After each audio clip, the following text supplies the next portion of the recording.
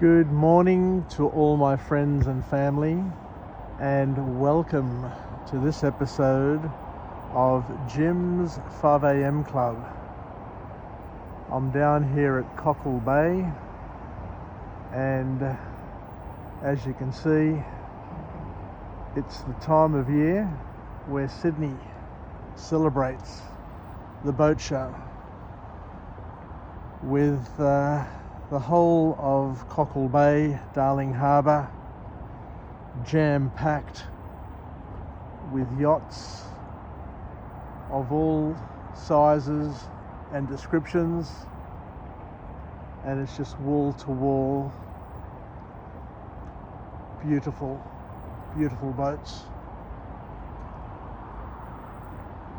The boat show commences on Thursday and runs for 4 days,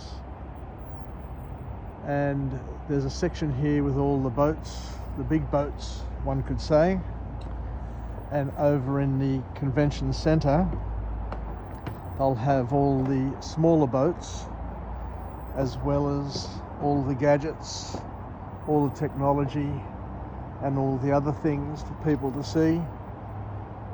And I guess it's going to be an exciting time of year to come down with family and friends and just experience the atmosphere of this part of Sydney at this time of year, because Sydney is a happening place. We've got the Women's World Cup on at the moment, and I'm going to watch a match tonight between France and Panama. We're slowly getting to the knockout rounds, so the group stages are about to finish, and it's going to get exciting from this point on.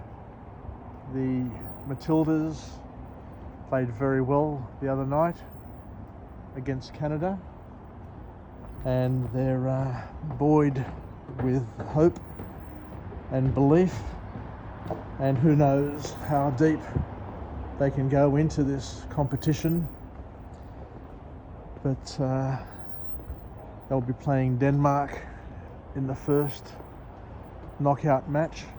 Hopefully they can get through Denmark, and then maybe go on to play France or one of the other teams that makes it through their knockout round.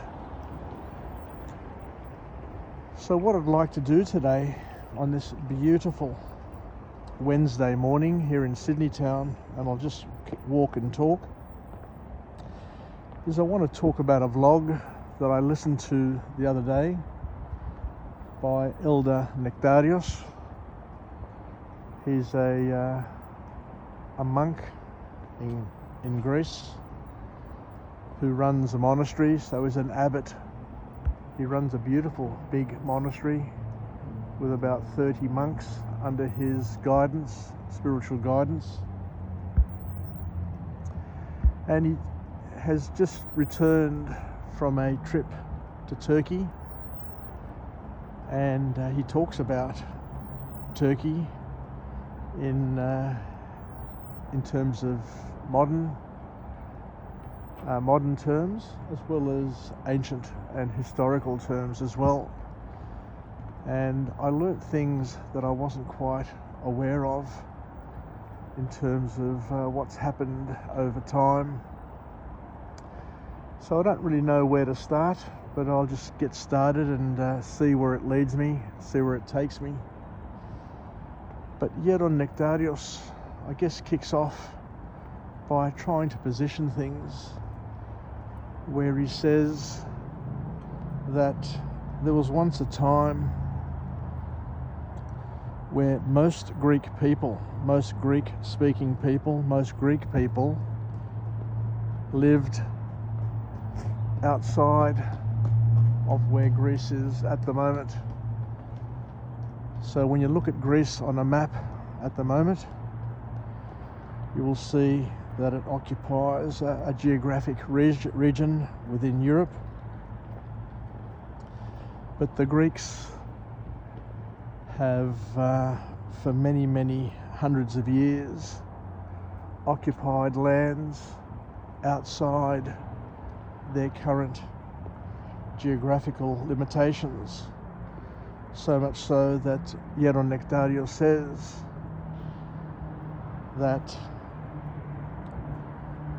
at a time, just in terms of relative terms, at a time when there was, say, 1 million Greeks in the Greece that we know at the moment, there would have been 3 or more million Greeks living in Asia Minor. So there were more Greeks living outside of Greece during those 3,000 years that have passed that have lived in where Greece is at the moment.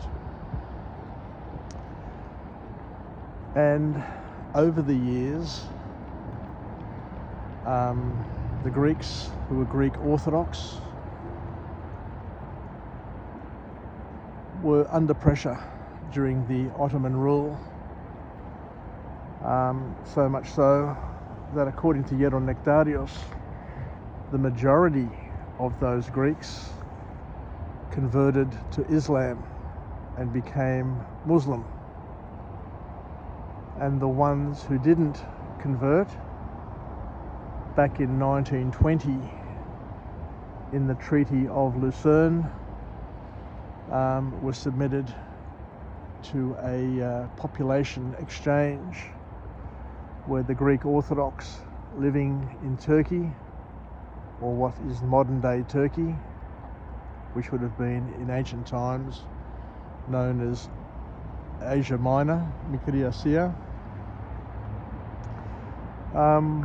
were swapped out and returned to Greece as migrants, leaving behind all of their friends, all of their families, all of their businesses, their houses, their wealth, and everything that they'd toiled for.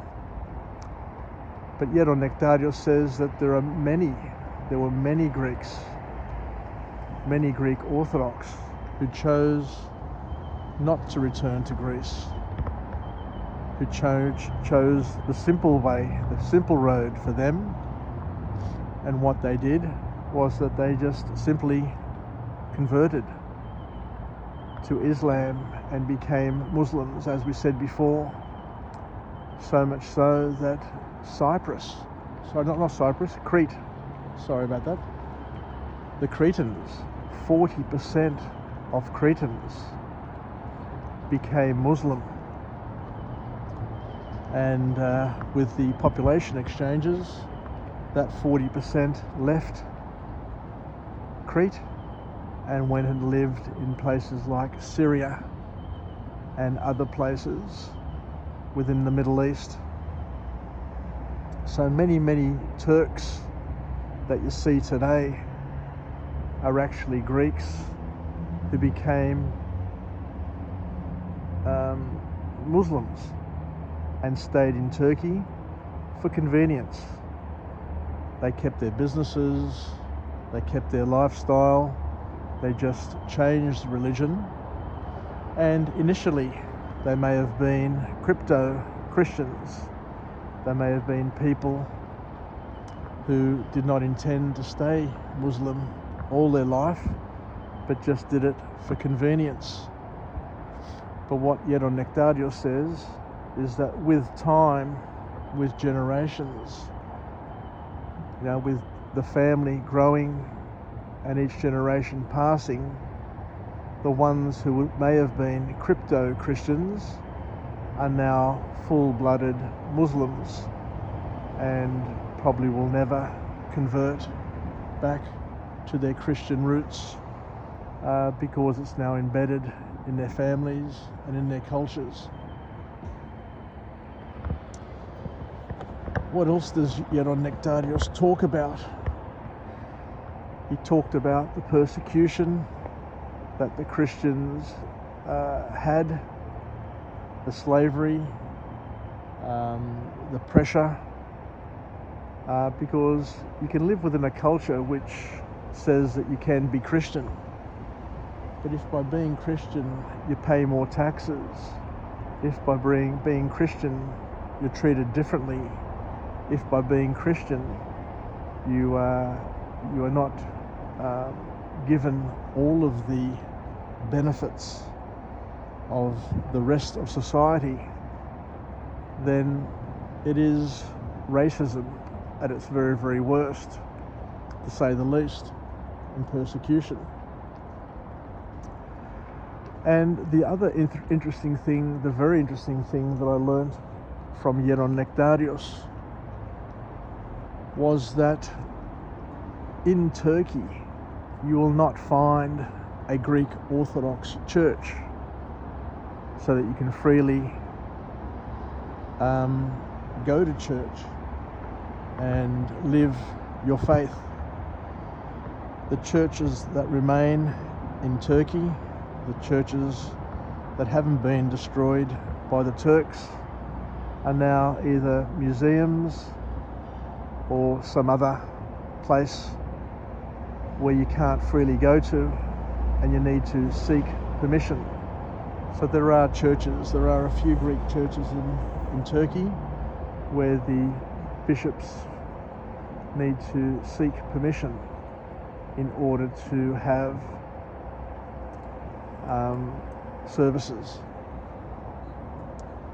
And interesting to note, and I wasn't quite aware of this, and I remember going and seeing a movie about Zmedni, the burning of Zmedni, and it was quite a traumatic movie, of course.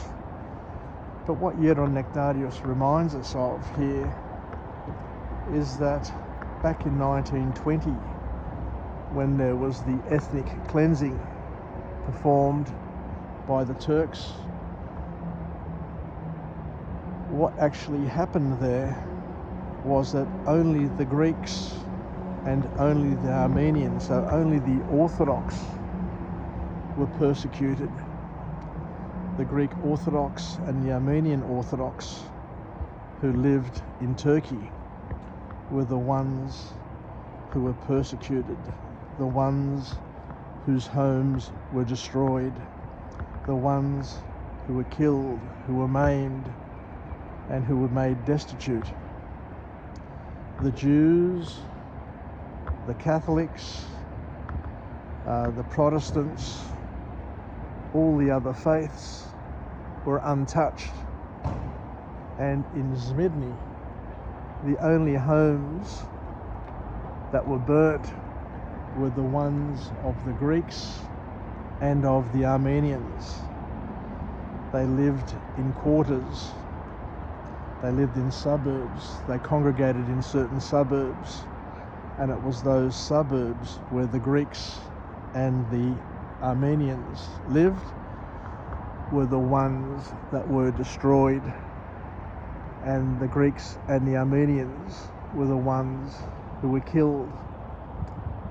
And what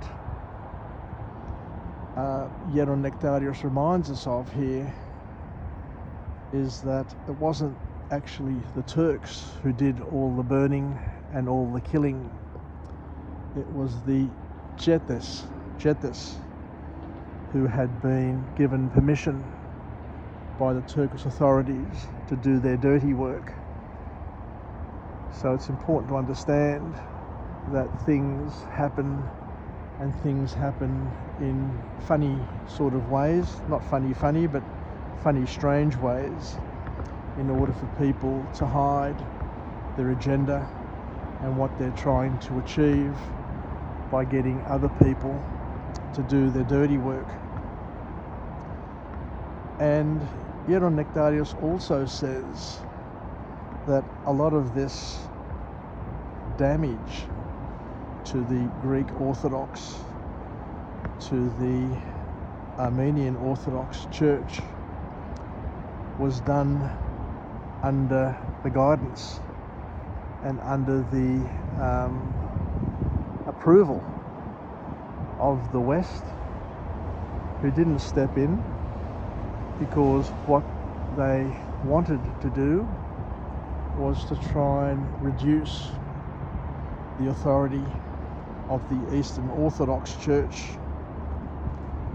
and give rise to other powers.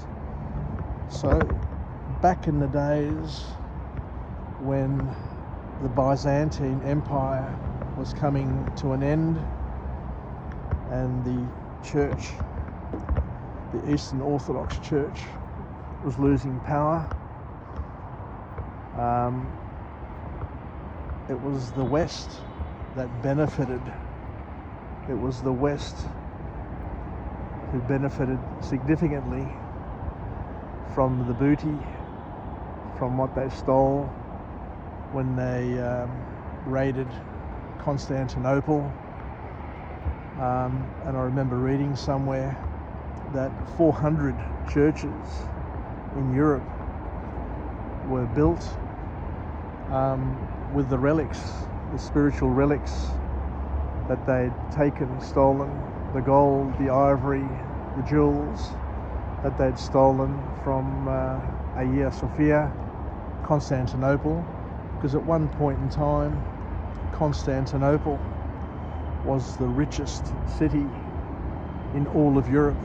And I think in terms of putting things into relative perspective, I think that over 50% of the wealth of Europe was in Constantinople. So when the city was razed to the ground and the church looted of their booty, much of what was stolen was used to fund and to ignite the economic growth, the economic progress and the enlightenment of the West at the expense of the East. So it's important to learn from the past. It's important to understand how things occur in order to try and put things into perspective and to understand how things are today because of what happened at some other time in our history. For those who speak Greek, now I do recommend you listening to the tape, to the podcast put together by Geron Nektarios, because he is a man who speaks well and has a vast understanding from a spiritual perspective of history, and it's quite enlightening to see what had happened. So the authorities, as Geron Nektarios says, gave the go-ahead to the Turks, who gave the go-ahead to the Chechens, and as we said, there was a population exchange. So the Turks who were not Greek Orthodox, or the non-Greek Orthodox who lived in Greece, were forced to go back to Turkey, and the ones in Turkey were forced to go back to Greece, and some converted, if not, as I said before, the majority converted to become Muslim from the Turkish side. And that's why when you see Turkish people, a lot of them look Greek, and the reason why they look Greek is that they are Greek, and yet they decided to stay and to remain in modern day Turkey, in Asia Minor, for convenience reasons. And there's also relics from the past where the sultans would actually take young Greek boys or young Serbian boys or young people from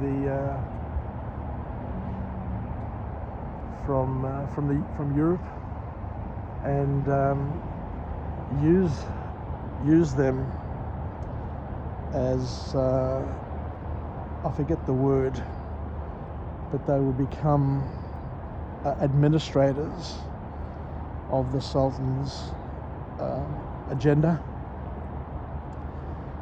And they'd also steal the young girls, the daughters of the Greeks and the Slavs, and put them into and use them as concubines and breed with them.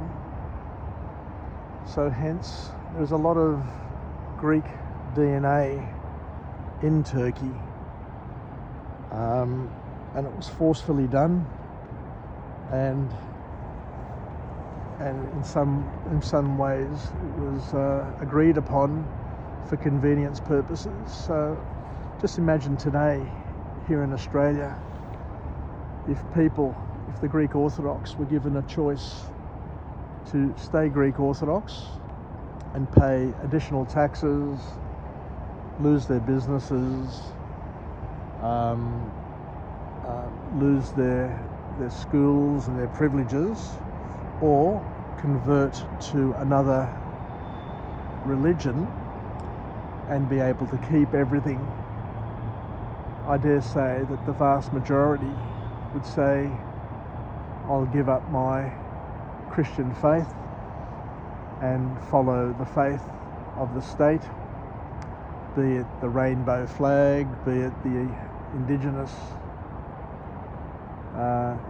flag, or be it some other consumerist flag, but they'd be happy to give up their Christianity in order to keep the conveniences of their modern life.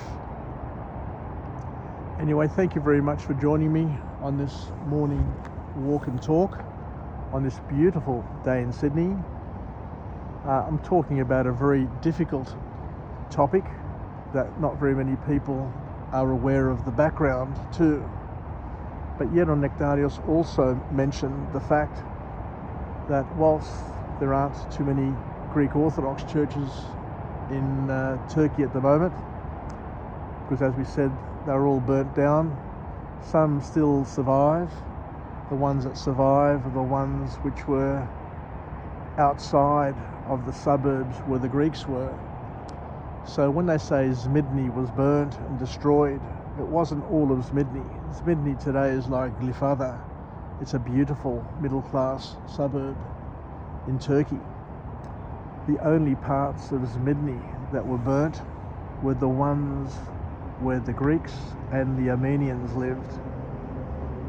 So any churches, any houses in those particular areas were burnt to the ground. The only buildings that were saved were the ones where the Sultan said, to preserve that building. So there are a couple of Greek buildings that have survived, but it's only because of their architectural beauty or their significance that enable them to survive. So all the other buildings survived. The buildings of the Catholics, the Jews, the Protestants, and everybody else survived. Only the Greeks and the Armenians were the ones who suffered. Everybody else was spared.